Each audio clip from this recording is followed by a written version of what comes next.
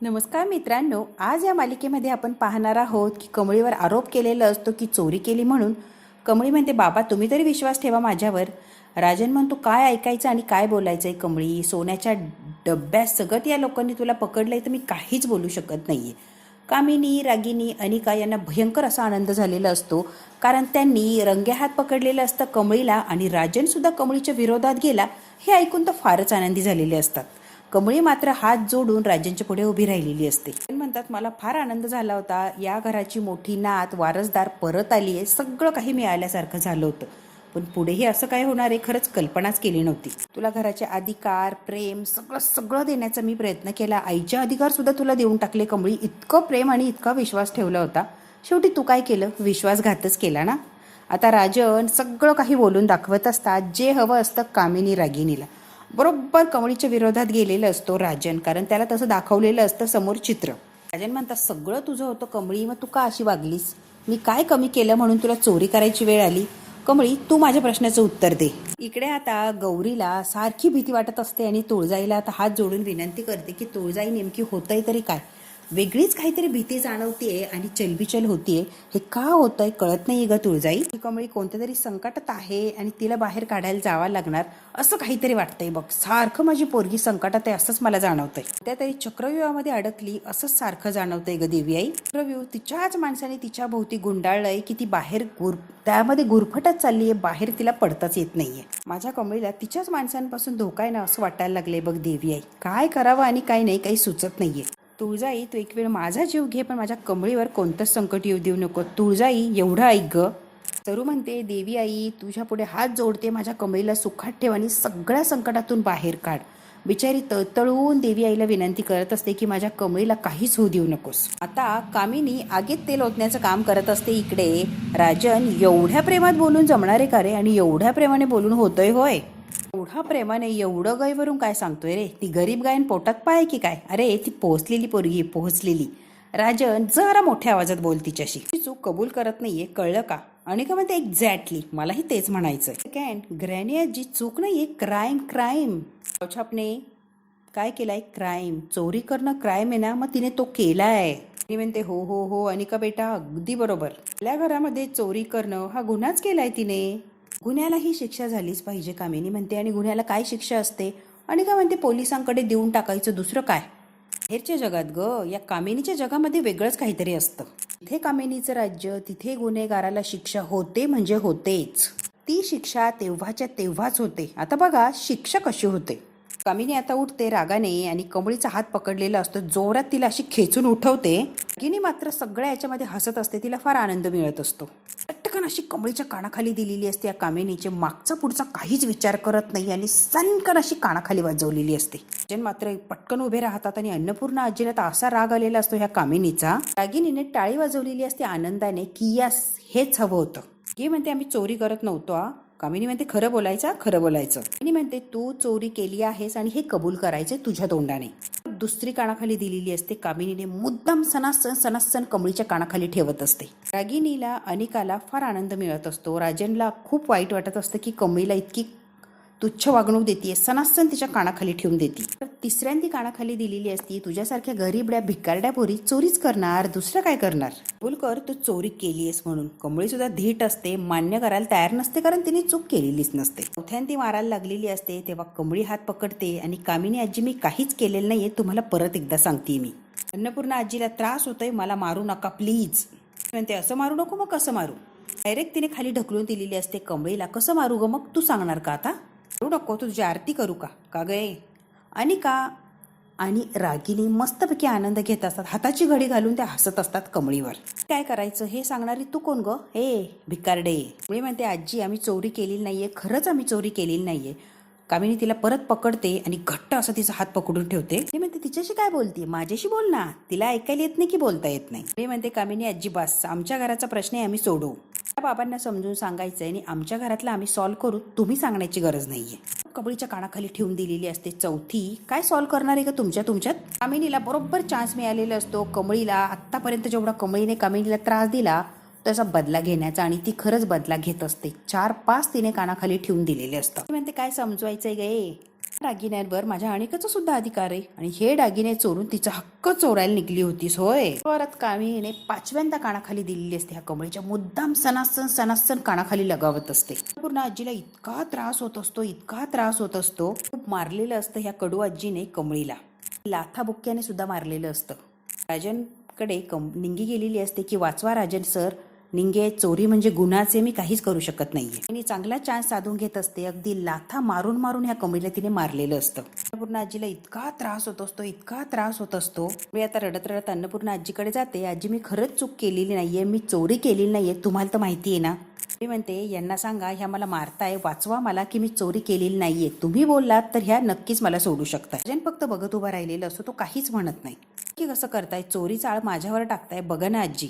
आजी रडत असतात, खूप त्रास होत असतो. पण अन्नपूर्णा आजी बोलतच नसते, त्यामुळे ती काही सांगू शकत नसते. मी म्हणते आहे का तिचा मेंदू शाबूत आहे का, कळतं का तिला काही बोललेलं सांगितलेलं आणि तिच्याकडून साक्ष काढती होय. गिनी आणि का मस्तपैकी हसत असतात. अगं तिला बोलताच येत नाही आणि कशाला तिला विचारतीये. तिच्या अशा अवस्थेचा तू गैरफायदा घेतलेला आहे. आता हे राजनला कळूच दे. बघ रे राजन, टाकता दागिने चोरी केली आणि पळून चालली होती. मी रंगे हात पकडली, नाही तर दागिने सुद्धा लंपात झाले असते. सामान्य नाहीये, तिची साक्ष ग्राह्याने घेतली जाणार. ती फक्त जिवंत मढ आहे, मढ. ना बोलता ना चालता ना फिरता तिला काहीच कळत नाही. तिने म्हणलेली असते की अन्नपूर्णा फक्त जिवंत मढ आहे. आता मात्र कमळी इतकी जोरात किंचाळते, माझ्या आजीला मढ बोलायचं नाही, तिच्याबद्दल नीटच बोलायचं. कामिनीच्या समोर येऊन कमळी बोलते. कामिनी म्हणते बोलणार, तू काय करणार, काय गे तू काय करणार, आणि तिच्या अंगावर परत धावून गेलेली असते ही कामिनी. राजन पुढे आलेला असतो. आत्या अगं जरा शांत बस ना. आली असेल तिच्याकडनं चूक, केला असेल तिने गुन्हा, आता काय तिचा जीव घेते का तू. कामिनी म्हणते हो मी तिचा जीवच घेणार आहे. राजनकडे बघून कामिनी म्हणते हो जीवच घेणार आहे मी तिचा, बघतो आता मी कसा जीव घेते तिचा. अन्नपूर्णा आजी इतक्या घाबरलेल्या असतात, त्यांना माहिती आहे ही कामिनी खरंच तिचा जीव घेईन. तिचा असा काय गळा पकडलेला असतो की जीव घेणार म्हणून ती इतका गळा तिचा दाबत असते की सोडायलाच तयार नसते. आता राजन निंगी सगळे लटकलेले असतात, तरी कामिनी काय सोडायला तयार नसते. आणि निंगीला तर रागिनीने पक्क पकडलेलं असतं की तू हिला अडवू नकोस म्हणून. दाबतीये गळा तर दाबू दे की. हा सगळा तमाशा, हा क्रूरपणा, हा अन्याय अन्नपूर्णा आजीला सहन होत नसतो. आणि शेवटी देवी आई असते. देवी आई कुणावरही अन्याय झाला तर तो सहन करणारच नाही. आणि बरोबर कमळीच्या बाबतीत तिने न्याय मिळवलेला असतो.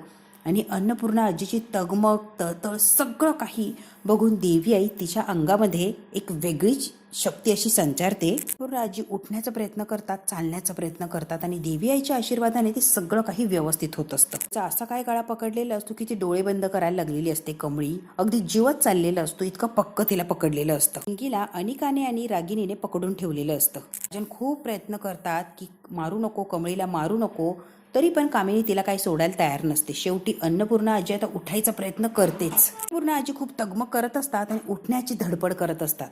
आता अन्नपूर्णा आजीकडे बघतो आणि कामिनीला शांत बस असं म्हणत असतो. सारखं अन्नपूर्णा आजीकडे लक्ष असतं. अन्नपूर्णा आजी आता देवी आईच्या कृपेने उठून बसलेले असतात. काहीतरी देवीचाच चमत्कार झालेला असतो. अन्नपूर्णा आजी चमत्कार झालेला असतो, त्या स्वतः एकट्या चालायला सुद्धा लागलेले असतात. कमळीवर झालेला अन्याय त्यांना अजिबात सहन झालेला नसतो आणि स्वतः त्या चालत कमळीच्या जवळ येत असतात.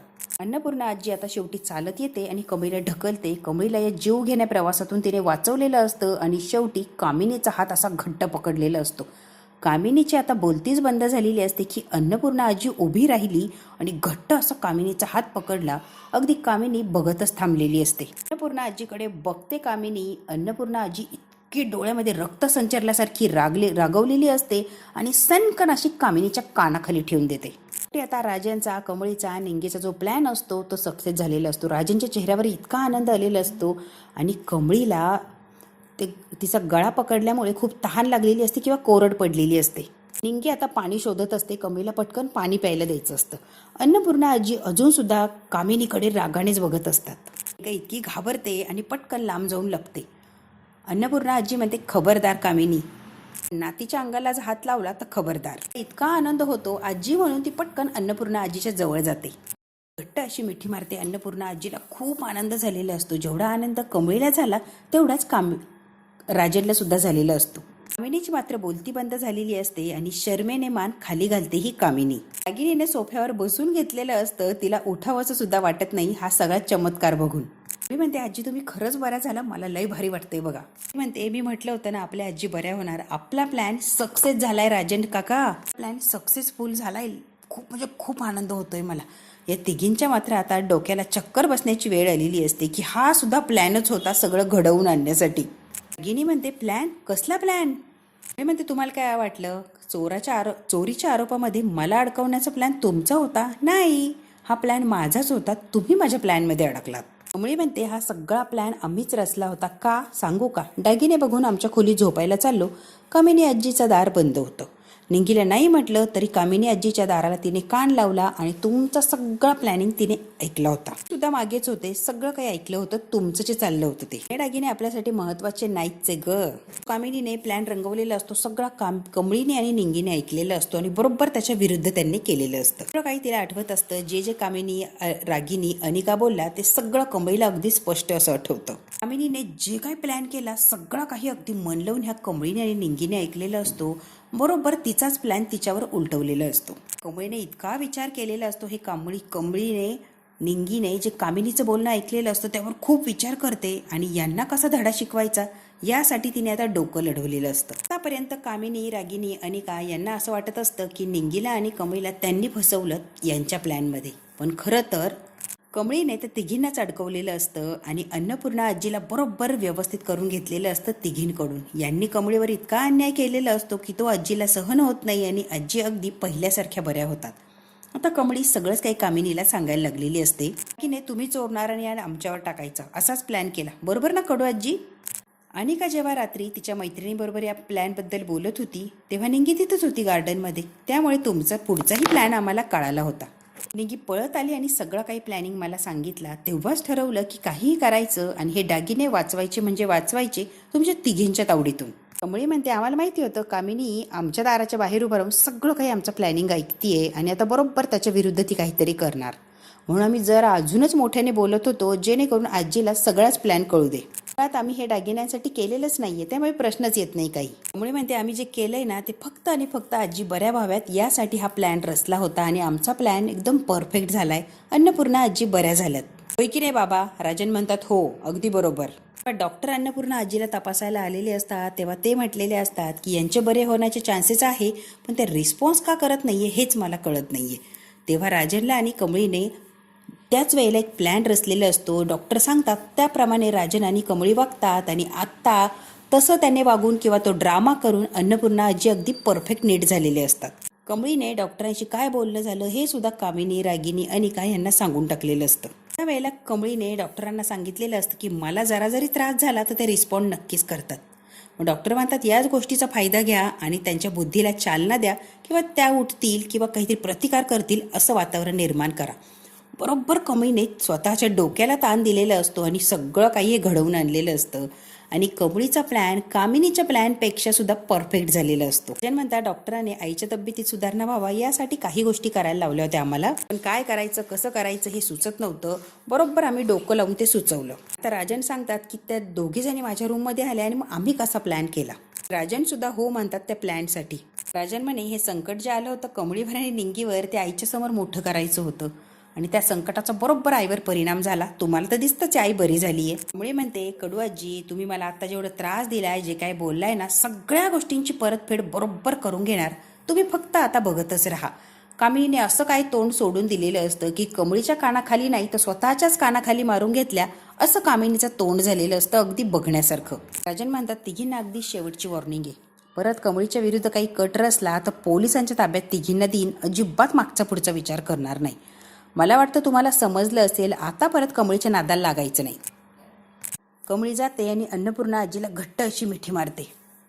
कमळी अन्नपूर्णा आजीला अशी घट्ट मिठी मारलेली असते आणि माझी आजी बरी झाली आहे त्यामुळे यांनी जे केलंय ते सगळं माफ यांच्यासाठी, यांना मला काहीच करायचं नाहीये. मी म्हणते आता तर माफ केलंय पण इथून पुढं माझ्या किंवा राजन काका किंवा अन्नपूर्णा आजी म्हणजेच महाजन परिवाराच्या माघारी लागला किंवा आम्हाला त्रास देण्याचा प्रयत्न केला तर तुमची तिघींची सुद्धा गाठ कमळी राजन महाजन हिच्याशी आहे, लक्षात ठेवायचं.